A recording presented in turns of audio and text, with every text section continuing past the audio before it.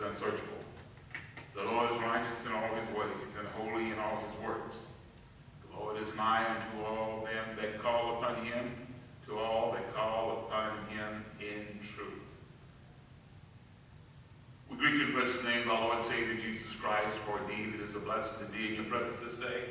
Thankful unto God for his blessed holiness and the assurance of knowing the Lord has brought us to this opportunity one more time.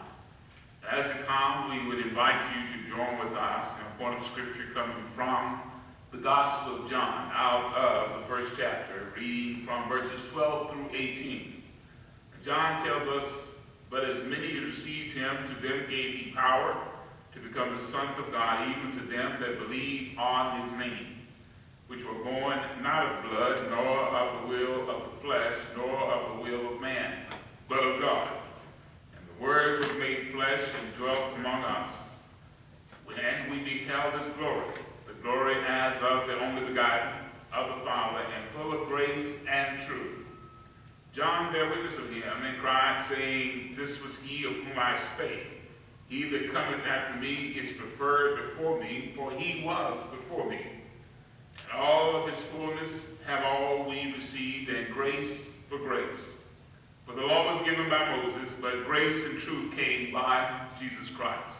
Finally, no man hath seen God at any time, the only begotten Son, which is in the bosom of the Father, he hath declared him."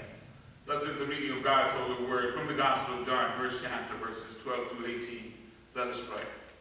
Father, we come thankful for this day, for the holiness of thy will and the anointing of thy Spirit that given to us the urgency of knowing that you and you alone are able to provide.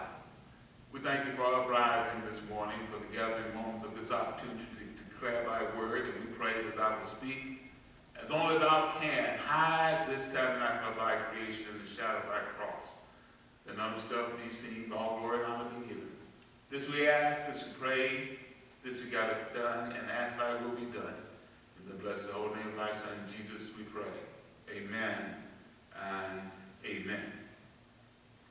We'd like to come to spend a few moments with you from the Gospel of John, out of the measure of God's holy will, and to speak from the thought, God's grace is sufficient. God's grace is sufficient. We hear so often about the grace and mercy of God. We hear so often about how good the Lord has, and it is a measure that affirms in our thoughts and in our hearts the matter of knowing that God's grace has brought us thus far this way by the declaration of God's holy will. But grace, the word grace, is employed frequently in the New Testament writings, particularly in the letters of Paul, to designate the signal demonstration of God's goodwill toward humankind in the person of his Son, Jesus Christ, and the effects that goodwill in human lives brings to us. That God shows himself gracious in his dealings with human beings, and it is central in the theme of both the Old Testament and the New Testament alike. Grace is a gift. A gift is not something given to someone because they are deserving.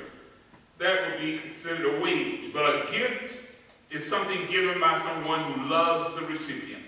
Understanding the grace of God is crucial to experiencing the abundance of life Jesus desires for all of us.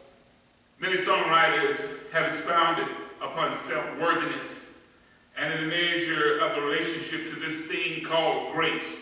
When the songwriter penned the gospel arrangement of Amazing Grace will always be my song of praise, he opens this hymn with a positive purpose. Then he goes on and expounds why grace is a song of praise. For it was grace that bought my liberty. Now sit back and allow the intricacies of this statement to be released. Grace relinquished him from bondage. He continues with, I do not know just how he came to love me so, recognizing that it is not something he had earned or even dared to expect to deserve. Moreover, to confirm this understanding, he states, he looked beyond my faults and saw my needs. Have you ever thought about the measure how at times in your ways and your thoughts and the life that you've lived, and you hear someone talk about the goodness of the Lord, and then the singer in this song that was penned, He looked beyond our faults, and he sees our needs. This is such an awesome wonder statement that wraps up just what this grace thing is, confirming the fact that grace is sufficient. Consider, we should appreciate the grace granted by God and recognize the urgency to expound and to exhort this information to others.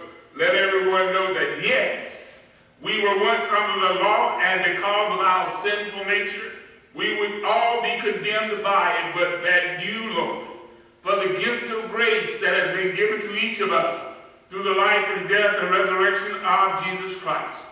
But let me give you a newsflash. A gift given must be gratefully received. However, this gift is not like that ugly tie or too tight skirt that you received for Christmas. It may not be wrapped up in a package that sparkles and shines, but I guarantee that the gift of grace is sufficient.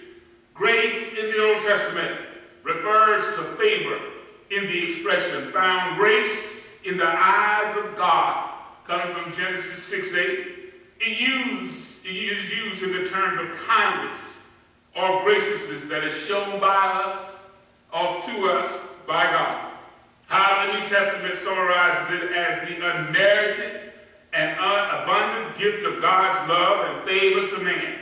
Or more specifically, Jesus Christ and God's redemptive love, which acts to draw men to him and to preserve them in covenant relationship with him. But in other words, without God, we cannot experience grace. You might say, why? Without God, the best that people can do is give up and give out a cheap copy of the real thing. Grace from God is heavy-duty stuff, built to take the heavy-duty toll of daily living, whereas the replica of grace derived from man will sorely and sorely disappoint you, since it's simply a cheap imitation. But in life, at times we have difficulties in understanding the unfairness of life. It is not fair that some people are hungry. It is not fair that some are homeless or jobless or motherless or fatherless. But wait, think about it. Is it fair that God sent his only begotten Son to earth to hang on a cross to protect us from our own sin? That is where grace is sufficient, and it enters into this equation. God's grace is not dependent on how you or I are good or great we feel we are. His grace cannot be negotiated or returned.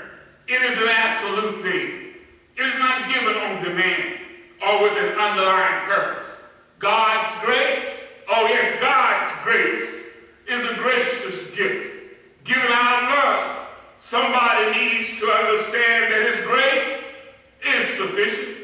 No matter what you do or how many times we fall down, stumble, get off track, God has a relentless, undying, unfathomable, unquenchable love for which we can never be separated from. God's grace, I tell you, is sufficient.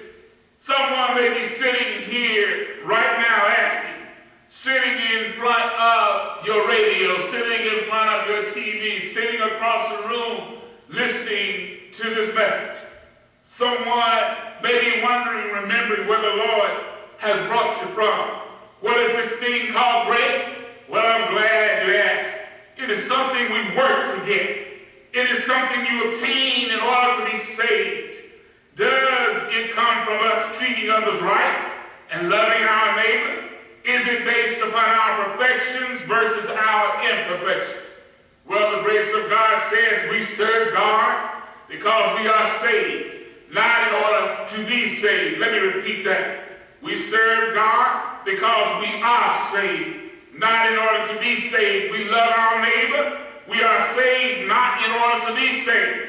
Grace is our source of power when problems are perplexing. It is a spring of tenacity or strength when trials trip us up. It is the element of hope when we feel harassed and helpless. Grace, it is a fortifier of our faith during frustration. Grace allows us in times of trouble to look up instead of falling out. Grace enables us to calm down during the complexities of life. Grace allows us to stand still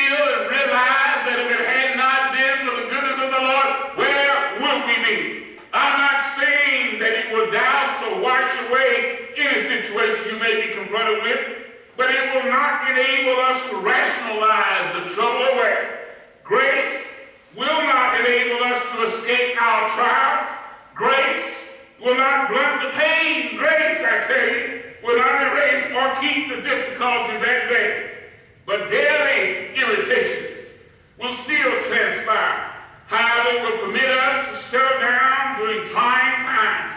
Grace secures us enough not to worry about what is to come, because we contemplate upon the goodness and the greatness of Jesus and how he brought you and I out of the last troubles of our lives, the many troubles of our times, the moment when we are swamped in tears and don't know how to get out of what we are caught up in. You know what is so reassuring?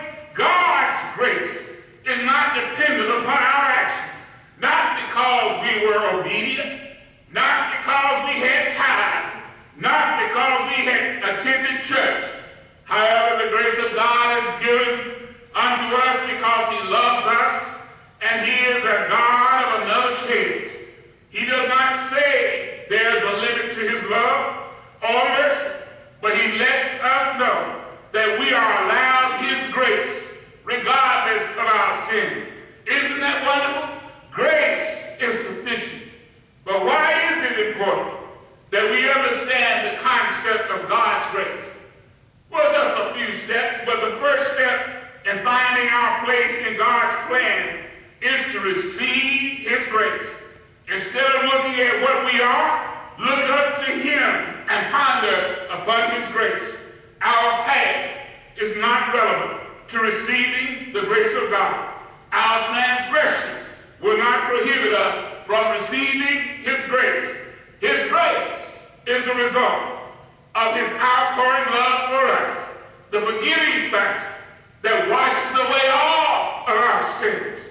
It is the fortifying factor of our faith. It is what he has extended to us prior to our own acknowledgement of the need. Because a lot of times in our lives we have to come to a point of understanding. We sing the song, I need thee every hour. Oh, bless me, Lord, my Savior, I come to thee. We need the Lord. We need to understand that we can't run this race by ourselves doing exactly what we want to do without realizing that there is a comeback. There is an action that brings on a reaction. And we have to realize that just as God allowed Elijah to purify the spring in the book of 2 Kings, his grace purifies our polluted spirit. Oh yes, we have a polluted spirit because a lot of times we see the wrong that we're doing, but we keep right on doing what we want to do because if we're big enough or grown enough and nobody can tell us nothing. That's a polluted spirit. But even as he strayed from God's ways, his grace can heal and renew. God's grace, I tell you, is sufficient. Grace will allow a sense of presence, of peace, and of stillness. Grace permits us to understand that though on the surface the pain seems unbearable, just below the surface grace lets us become endurable. Grace is always there, even during periods of peace and joy. When we are filled with happiness and no apparent worries, grace is still there. The same God of David, as he fled from his son Absalom, will deliver you, restore you, revive you as it rekindles you. God is a God of grace who not only saves us from eternal death, but also saves us from a defeated life. He saves us by putting his life in us. Grace, oh yes, grace removes our focus from our failures to our fulfillments. For our Savior said, I have come that ye may have life and have it more abundantly. God's grace saves us from our failures. God's grace saves us from our sinful nature. Grace is sufficient. God's grace was provided to us when he sent down his son. God's grace was consummated when Jesus prayed at Gethsemane. God's grace was affirmed when Jesus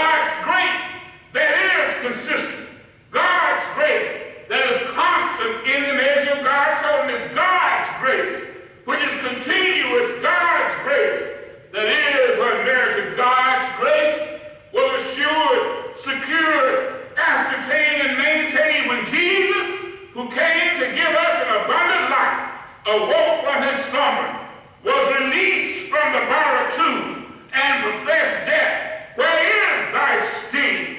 Grave, where is thy victory?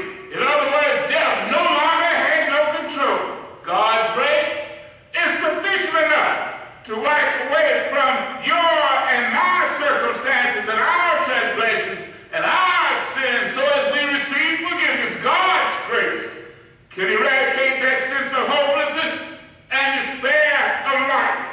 But since the beginning of time, God has offered another chance to those who have failed. God has offered you a chance to get out of the muck and mire that you find yourself in. God has given you the chance to stand up and ask for forgiveness for the sins you have committed yourself to.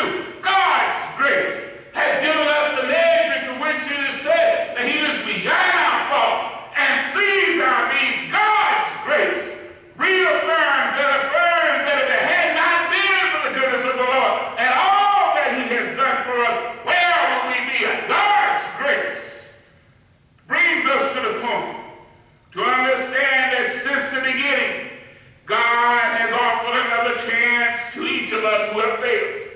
Those who think that they have flunked out in life, the grace of God allows you the opportunity to enter back in and graduate with honors. Are you listening? We have a God of second chances. He not only restores us, but he recycles our failures and uses them for his purpose. He utilizes our failures to prepare us for our successes. And every now and then, we feel like we are all that we are, better than just a small cup of sugar. We had to come to a point of realizing that God's grace got us up this morning.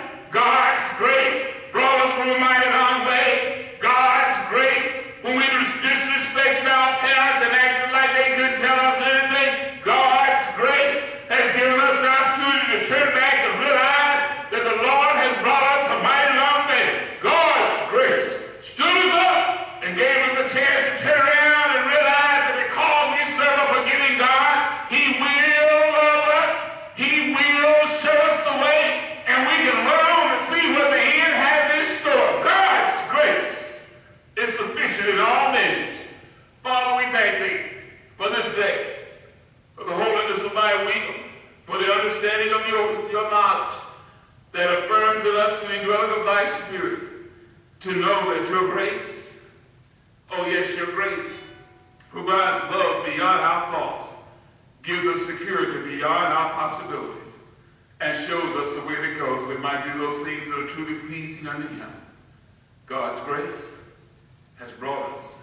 God's grace will deliver us and affirm that he looks beyond our faults and sees our needs. So the next time when someone throws it into our face telling us they remember where we come from, they remember where we've been, they remember how we've been, Father, you have shown us and told us that you look beyond our faults and you see our needs. We thank thee, Lord. Father, we love you and thank you for your love. In the precious name of Jesus Christ, our Lord, we declare in Jesus' name, amen and amen.